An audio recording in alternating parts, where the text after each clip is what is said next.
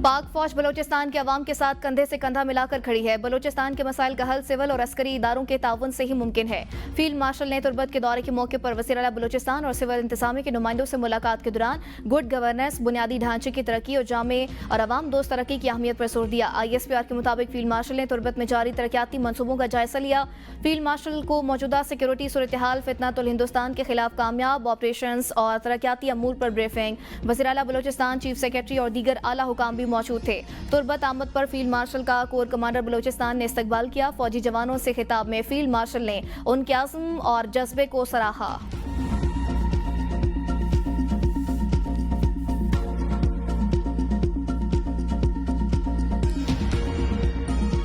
भारतीय खुफिया एजेंसी का एजेंट और हैंडलर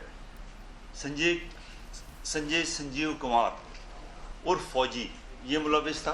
संजय ने एक खतीर रकम के अवज़ शेखुपुरा के रिहायशी सलमान उसको उसने हायर किया। 4 मुलजमान जो थे उसके साथी वो मुरीद के और शेखुपुरा से आए।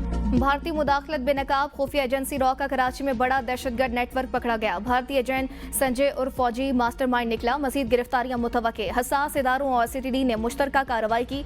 एडिशनल IG CTD आज़ाद खान और DIG ने प्रेस कॉन्फ्रेंस में बताया कि 18 मई 2025 को बदीन के 45 साला शख्स के कत्ल में मुलविस 4 अफराद को 8 जुलाई को गिरफ्तार किया। मुलजिमान से तफ्तीश के दौरान नेटवर्क का पता लगाया। तफ्तीश में इंकशाफ हुआ कत्ल की मनसूबाबंदी संजय नामी भारतीय एजेंट ने की।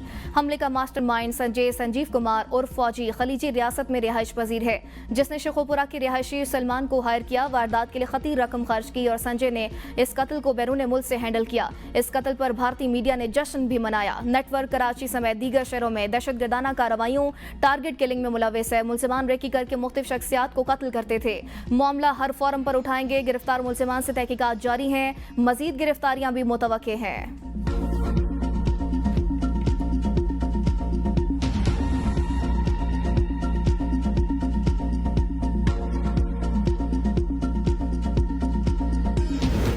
सानिया नौमई केस में अलीमा खान के बेटे शेरशाह का 5 दिन का जिस्मानी रिमांड मंजूर। ATC लाहौर में केस की समाअत। प्रोसिक्यूशन ने कहा जिन्ना हाउस में असलहा और बम इस्तेमाल हुआ। वीडियो में मुलजिम नजर आ रहा है। वकील सलमान अकरम राजा ने कहा मुलजिम का जिस्मानी रिमांड किसी सूरत नहीं बनता, इसे डिस्चार्ज किया जाए।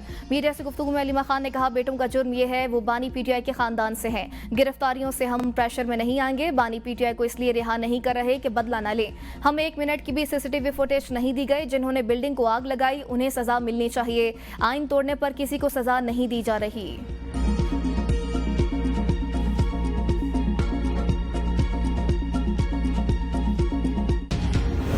सानिया नौमई के मफरूर मुलजिमान के गिर्द घेरा तंग। अलीमा खान के बेटों की गिरफ्तारियां शवाहिद की बुनियाद पर हुई।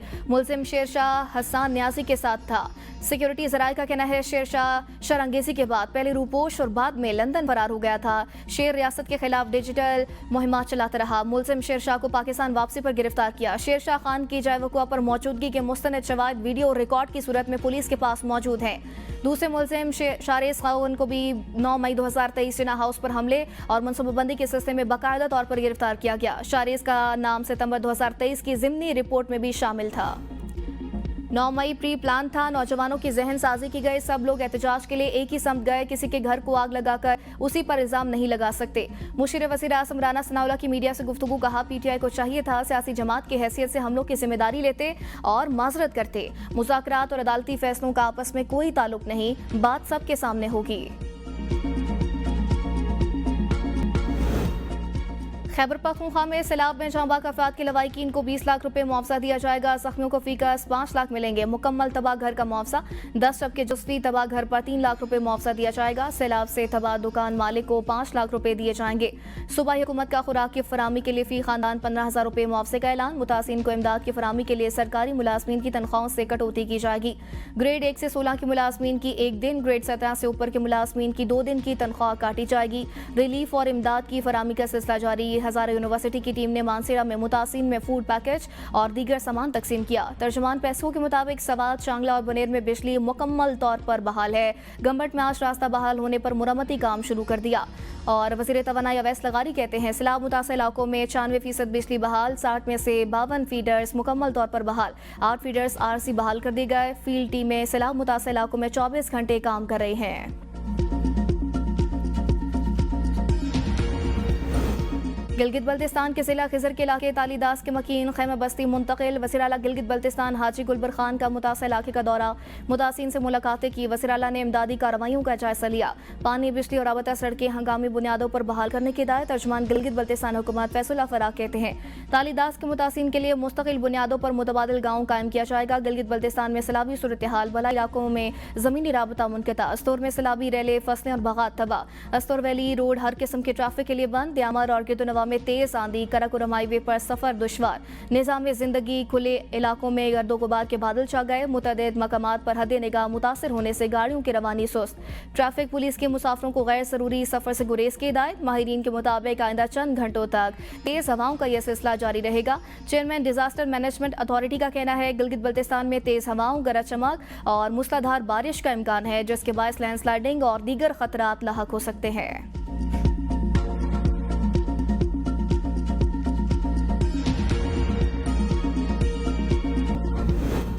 पाकिस्तान के साथ ताल्लुकात में किसी की भी सालिसी कबूल नहीं। भारतीय वज़ीर ख़ारजा जयशंकर की ढिठाई बरकरार। अमरीकी सदर ट्रंप पर तनकीद। ऑपरेशन सिंदूर में अमरीकी कॉल्स का एतराफ़ भी कर लिया। नई दिल्ली में तकरीब से खिताब में कहा कि कोई ऐसा अमरीकी सदर नहीं देखा जिसने ख़ारजा पॉलिसी को अवामी अंदाज में चलाया हो। ऑपरेशन सिंदूर के मौके पर अमरीका से उस वक्त फ़ोन कॉलें की गई। फ़ोन कॉल्स दीगर ममालिक की जानिब से भी की गई। ये कोई सीक्रेट नहीं। अमरीका की जानिब से की गई हर फ़ोन कॉल मेरे एक्स अकाउंट पर है। नायब वज़ीर आज़म इसाक डार की बांग्लादेश की सियासी जमातों के वफूद से मुलाकातें। दो तरफा ताल्लुकात मजबूत बनाने पर तबादला ख्याल। नायब वज़ीर आज़म इसाक डार ने पाकिस्तानी हाई कमीशन में वफूद से मुलाकातें की। नायब वज़ीर आज़म ने Bangladesh nationalist party, national citizen party और जमात इस्लामी बांग्लादेश के वफ़द से मुलाकात की। तर्जुमान दफ्तर ख़ारजा के मुताबिक मुलाकात में पाक बांग्लादेश ताल्लुकात मजबूत बनाने पर तबादला ख्याल किया गया। मुलाकात में खिते में हालिया पेशरफ्त पर भी गुफ्तगू की गई। इसाक डार ने जमात इस्लामी बांग्लादेश की कठिन हालात के बावजूद साबित कदमी को सराहा। इसाक डार की अबूरी हुकूमत के सरबराह मोहम्मद यूनुस से मुलाकात होगी। दो तरफा ताल्लुकात समेत इलाकाई और आलमी सूरत हाल का भी जायजा लिया जाएगा। 13 साल बाद किसी पाकिस्तानी वज़ीर ख़ारजा का ये बांग्लादेश का दौरा है। मुस्लिम लीग नून और पीपल्स पार्टी का ज़िमनी इंतखाबात मिलकर लड़ने का ऐलान। मुज़ाकरात में दोनों जमातों के दरमियान मुआहदा तय पा गया। पीपल्स पार्टी के रहनुमा राजा परवेज अशरफ ने कहा दोनों जमातें ज़िमनी इंतखाबात मिलकर लड़ेंगी। ज़िमनी इंतखाबात में तयशुदा फार्मूले के तहत हिस्सा लेंगे। साबिका इलेक्शन में जो पार्टी रनर अप थी उसका उम्मीदवार इलेक्शन लड़ेगा। वफाकी वज़ीर हनीफ अब्बासी ने कहा मुस्लिम लीग नून और पीपल्स पार्टी इत्तेहादी जमातें हैं। ज़िमनी इलेक्शन में फार्मूले के मुताबिक चलेंगी, एक दूसरे के उम्मीदवारों को सपोर्ट करेंगे। लाहौर के हल्का N129 में इलेक्शन। नवाज शरीफ ने लीगी धड़ों को मुत्तहद करने की जिम्मेदारी साद रफ़ी को सौंप दी।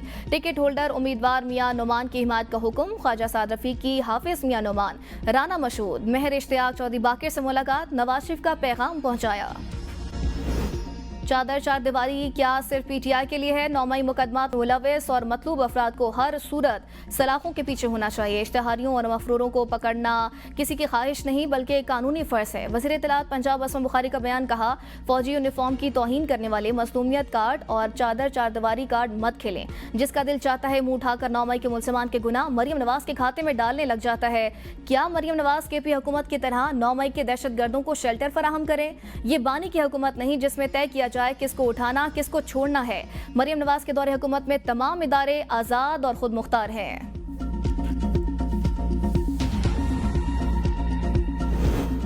शहीद मोहतरमा बेनज़ीर भुट्टो का ख्वाब था मुल्क के अवाम को रोटी, कपड़ा और मकान फराहम किया जाए और आज सिंध हुकूमत इस वादे को पूरा कर रही है। पाकिस्तान पीपल्स पार्टी के चेयरमैन बिलावल भुट्टो सरदारी ने सिंध में घरों की तामीर से मुतालिक तकरीब से खिताब करते हुए कहा सिंध हुकूमत के तहत बनने वाले घरों के मालिकाना हकूक तरजीही बुनियादों पर खवातीन के नाम किए जा रहे हैं ताकि शहीद बेनज़ीर भुट्टो की इस ख्वाहिश को अमली जामा पहनाया जा सके जो हमेशा बेटियों और बेटों दोनों को यकसा ख्याल रखती थी। सिंध हुकूमत कोशिश कर रही है ये तमाम घर जल्द अज जल्द मुकम्मल हों। साथ ही ऐलान किया कि घरों में सोलर की सहूलत फराहम करने के मंसूबे पर भी काम जारी है ताकि बिजली के मसाइल कम हों।